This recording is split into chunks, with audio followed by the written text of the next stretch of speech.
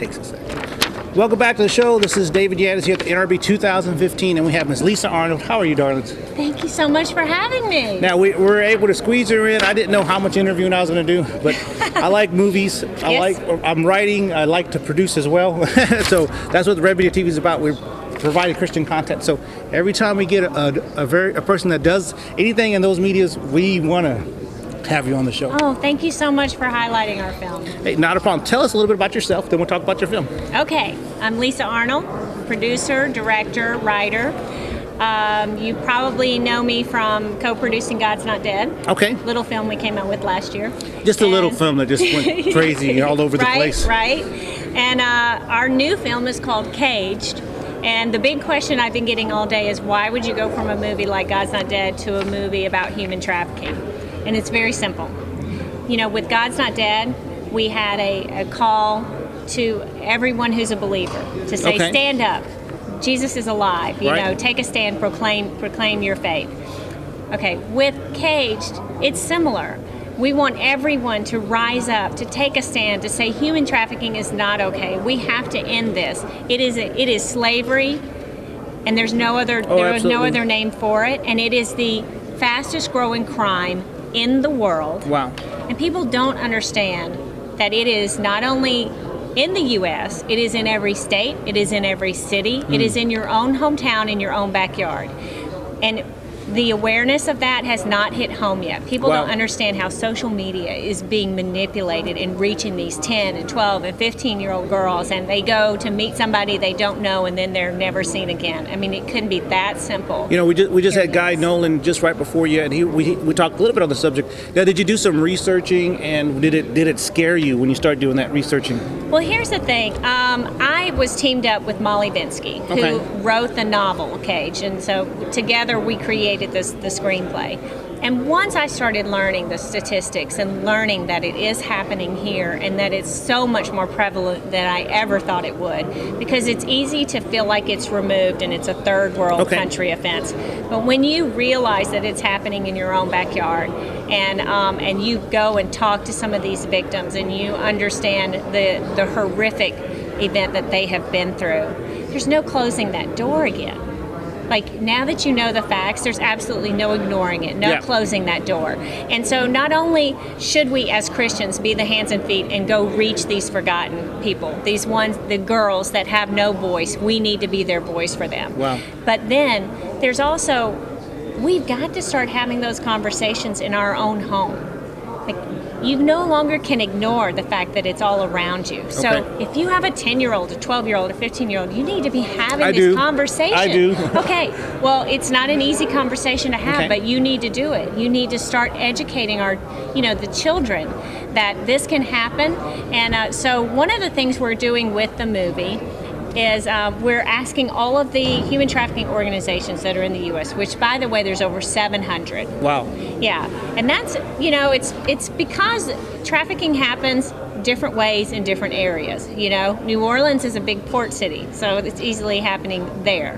But then Atlanta is one of the top 5.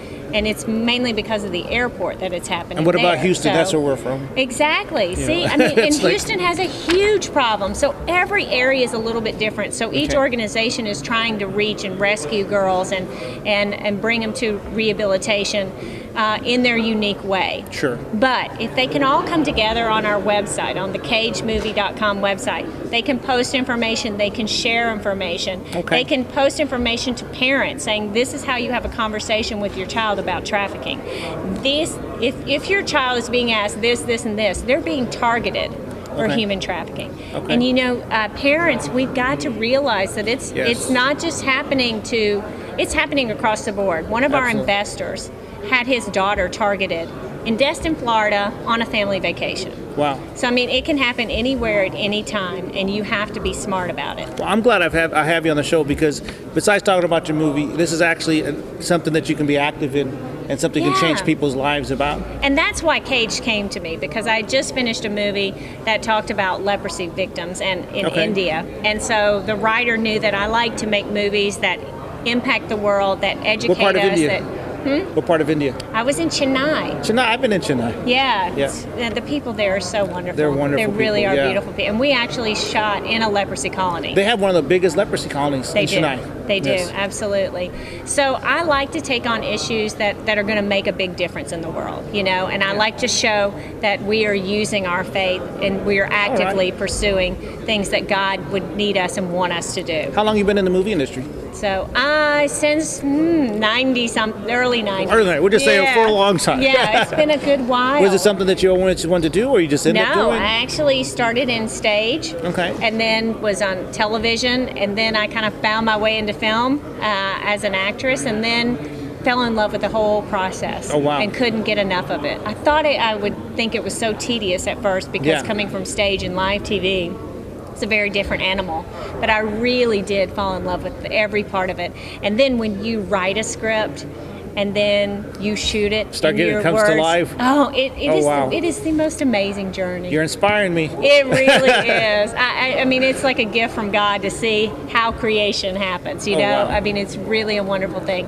And to make a movie that can impact lives, that can change lives, and that can even save lives, I mean, that's just That's a everything great that you want to do when making a movie. Yeah, You're inspiring, so you're much changing more lives, beyond and you're just creating action. entertaining. You're creating Yeah. action, and I think that's the biggest word I hear is action. We got to do something. Right, and number one, I am a filmmaker, so I want to Yeah. make a story that's going to be entertaining, that's going to be compelling, Yes. and you're going to enjoy. But I just want it to have something beyond that, you know? Absolutely. Now, is Cage released already? No, Okay. we finished filming. We're in editing right now. in editing. So look for it at the end of the year End of to the come year? out. Yes, and maybe as early as fall, maybe as late as January. Theaters? But we'll keep it. It will be going into theaters. Okay. Nationwide and There's so many. I'd ask because internationally there's so as much well. distribution things that you can do. I know there are so many options now, but with this, we're thinking big. We're targeting big. Now, how many doors did God's Not Dead help open up for you? Wow. A lot. It did. It did. You know, people saw that movie and they were able to grasp onto it, and it became like this battle cry for the church, which was really awesome to see. I mean, God just breathed on that. And I can't tell you how many moments I've had like that with Caged. You would think it would be hard living with a project like this for a couple of years, but it has been a privilege. And that's the only way I know to describe it. We have seen miracle after miracle. At first, when we started writing it, people didn't want to talk about, human trafficking movie, I don't know. And then by the time we got the script ready, the tide turned, and all of a sudden, human trafficking is trending everywhere. Yeah, it is. It's in all the news. It's in all the stories. All the TV shows are writing it into their storylines and everything. And there's been a few movies out there Yeah. that have talked that have highlighted that as well. When we put out the casting call for this movie, we had high up actresses and actors saying, I'm going to try and get off my show so I can get a part in That's your movie. amazing. That's you know, amazing. they just wanted to be a part. And we have Kathy Lee Gifford. We have Gretchen Carlson, Governor Bobby Jindal from Louisiana. We have Natalie Grant, who's been fighting this cause for over 10 years. So people are just a great influence. Well, you could tell when that. God's behind something. Yeah, Absolutely. yeah. So it's awesome. Let everybody know how they can contact you, view the movie, or just find out more about what you're doing. Right. Well, you have to watch for Cage to come in a theater near you sometime in the fall, probably. And then also you can go to cagemovie.com to keep up with everything, and be sure and check it out. Check out the resources that will begin to grow there as we move closer to our date of release. And, you know, we just want to spread the word. I want to encourage everybody. You know, we all have influence now. Yep. Use your influence to help end human trafficking. You know, #Caged no more. Absolutely. Thank you so much. Thank you, David. We appreciate you being on the show. No, we really appreciate it. Thank you. And we'll be right back with another great guest.